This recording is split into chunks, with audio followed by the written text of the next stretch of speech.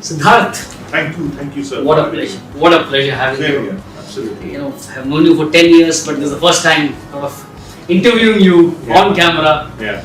I hope it is very soon, NDTV or national TV very soon, we can listen that way. But my first question to you is, if you could explain your journey over the last 12-15 years, you worked with Abdul Kalam sir so closely, Yeah. Singapore, entrepreneurship. So I think one of the things is that this generation in general, sir, has a lot of attention span issues, which is I've noticed it across because I have a decent following on social media. So I get to speak to a lot of kids on Instagram and otherwise at universities. So their attention span is different. So when I'll say this about the top-notch institutions of the country, including an ISP Hyderabad, an IIM Ahmedabad, all of these places. So which is why you would see that they are all adopting a very American model of executive education, trying to over-democratize and over-commercialize the education market. IIM Ahmedabad has launched an online MBA.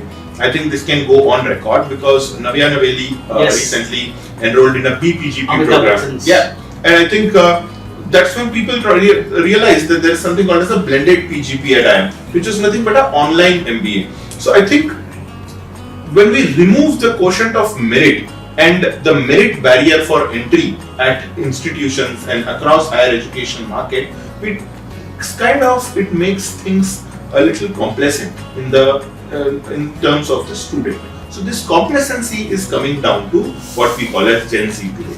So Gen Z does have an attention span issue.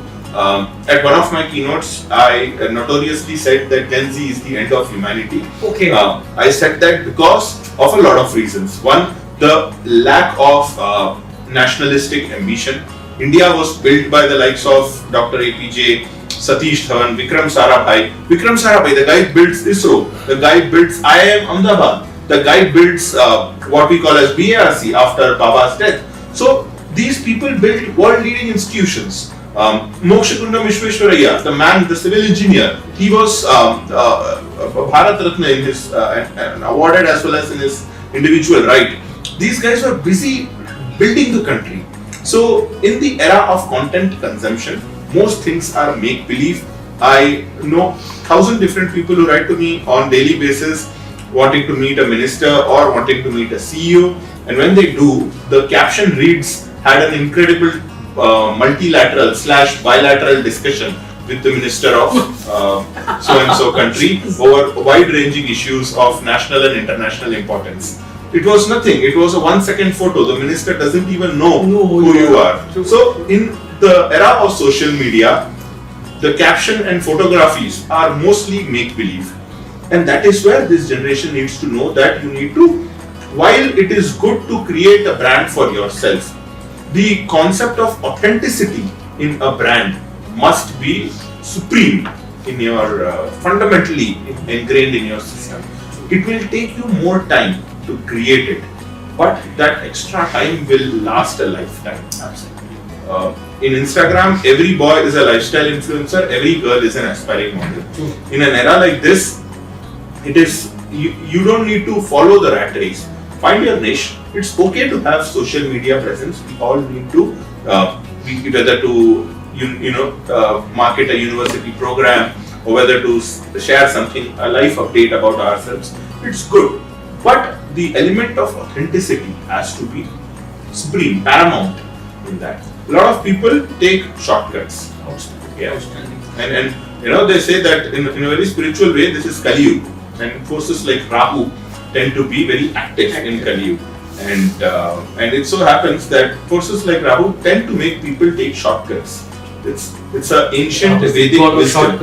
God of shortcuts. Just Google up and you'll find this is like 12,000-year-old Indian wisdom. Wow. So I think this is where the country and the world in general must realize that we need to do better. Amazing. Yeah. And in my journey, I think that was the element. I never thought that I want to do something out of the box, or I want to establish myself, or I want to. It was just work as usual. It's just 1 degree and a particular industry, a particular interest.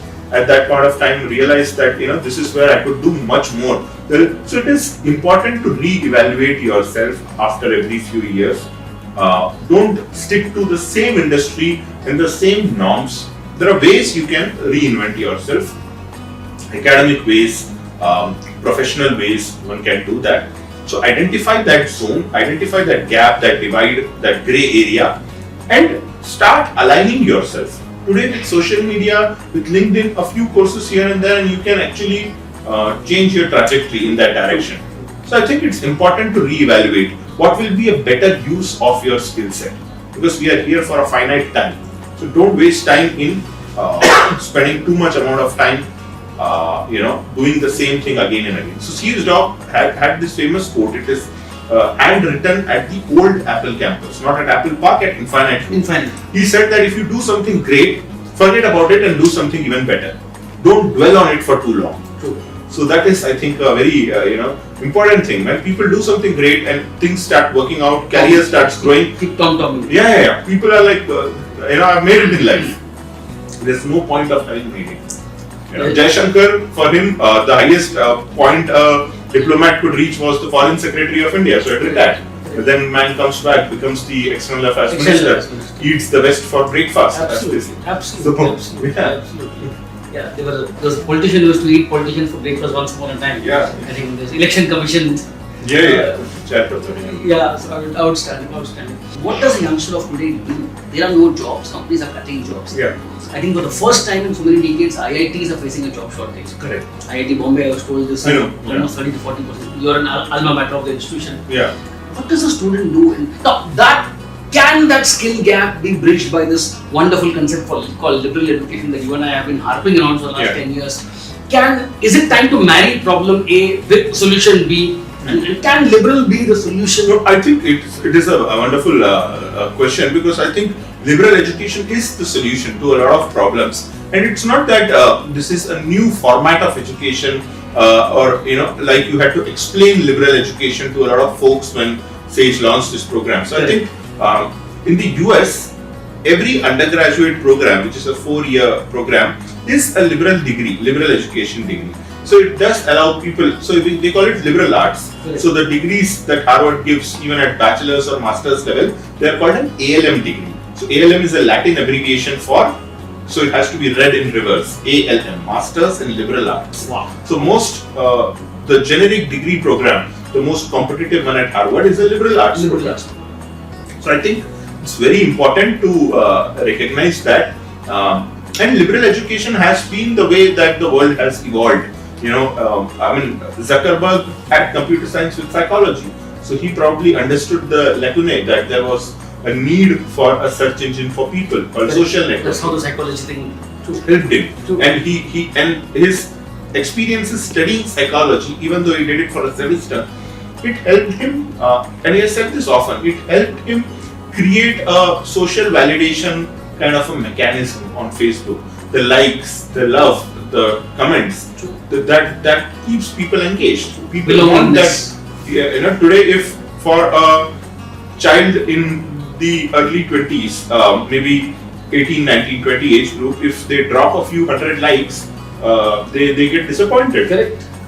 If they put a photo in the night and nobody likes them, they get in nightmare. They don't sleep. It's called social engineering. The entire concept is social engineering. So, to a great extent, all of these entrepreneurs, they have created products that fulfill a very deep-seated emotional requirement in people, and that conditions people to use it more and more. They are socially engineering people around what they want to build. And you're saying liberal education helped them understand, because it's part of the US DNA.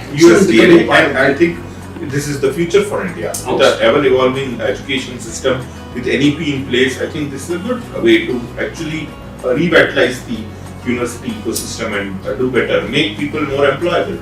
Fabulous. I mean, that employability, obviously everybody can't be a Zuckerberg, so people need to get jobs, and it's very important. It's very important. Siddharth, coming to the last part, because paucity of time, so I would love to go on and on and on, but let me see how much I can extend. But I think there's one part I always wanted to ask this to you. You've met the who's who. You've met Tim Cook, you work with him closely whenever required. He comes to India, meets up with you, hardly spends a day, but he's with you. Yeah. I'm sure you've met Mark Zuckerberg times, from Bill Gates to. When you look at, you've worked so closely with Abdul Kalam sir for a couple of years. Sundar Pichai, Satya Nadella. I'm sure these are people with whom you rub shoulders on a regular basis all around. When you meet these great leaders, Indian Americans/Indians who've done so well, is it something that DNA? I remember that example of yours. You keep saying Tim Cook gets up in the morning at 3 o'clock. Yeah. Would you want to throw some light on that? Absolutely. Working hard is very important. All this chatter on social media about how people must, design their life, manifest things. Manifestation doesn't happen. Work-life balance. Yeah, work-life balance. These are all very euphoric things, utopian things that have no real-world implication. And especially, I feel this for manifestation and a lot of things. Depression. These are all concepts that Bollywood got into the psyche of the average Indian. So I think it's important to work hard. There is no alternative to it.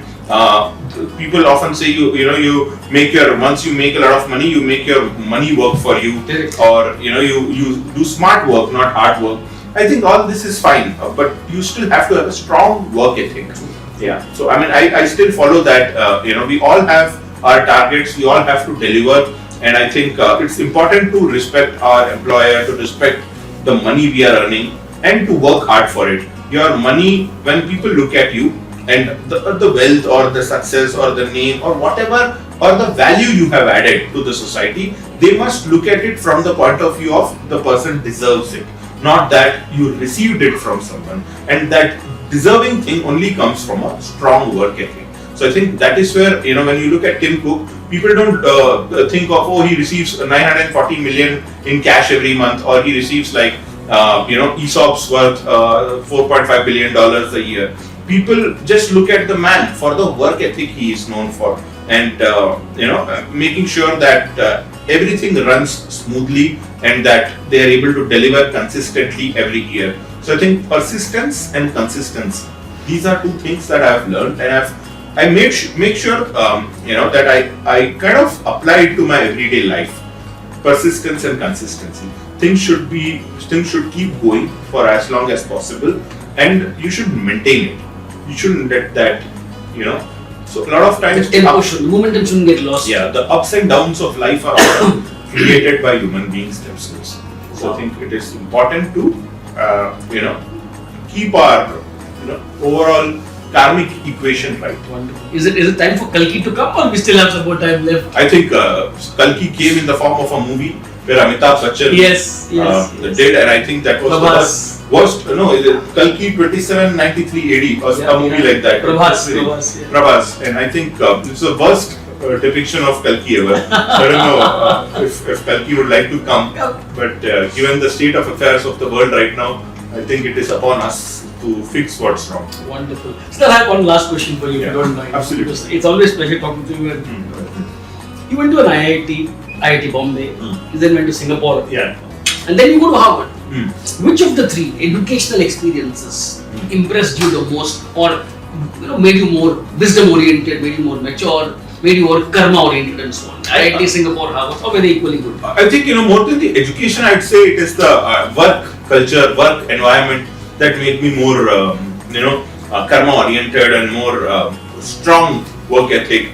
Working 18 hours a day, that kind of work culture, because the US does that, and it's, people feel that the US has a very nice lifestyle. I've heard mothers say to their children कि एक बार US चले जा तो स्वर्ग है वो तो 9 to 5 Monday to Friday. Yeah, it's not like that. You have to work real hard, and and people in the US are driven by that. There have been Wall Street legends, some good, some bad, who have been hustling all through their 30s, 40s, and 50s.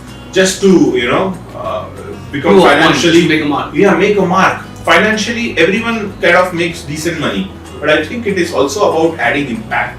And once it keeps on going, you just keep increasing it every year.